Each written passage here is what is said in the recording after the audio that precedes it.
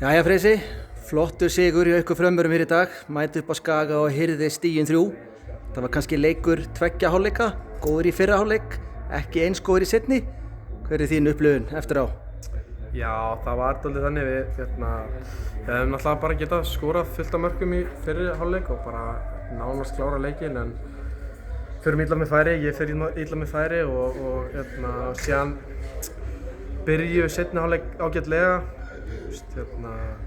Hefði getað skorað vúk nema kannski víti, kannski ekki en síðan alltaf bara voru þeir bara með meiri kraft og svona aðeins bara veit ekki, bara breytist bara svona svo gerist en þeir voru óheppnir að skora ekki og Viktor í markinu var frábær og vörnin var líka geðveik þannig það var bara góð 3 stig.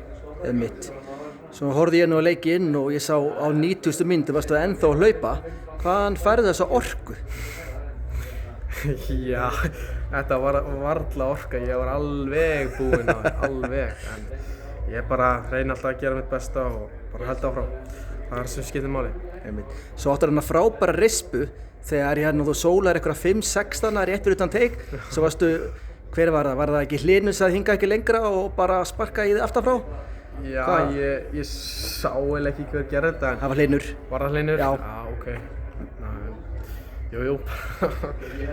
Mér finnst rosa gaman að vera í svona þröngum svæðum og þetta er bara ógeðslega gaman að spila fótbolta og bara já. Einmitt.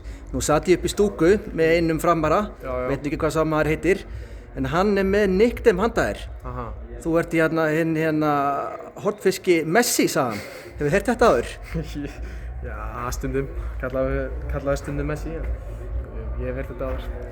Ok. Herðu, bara til hamingju með sigurinn og takk kærlega fyrir viðtalið. Takk.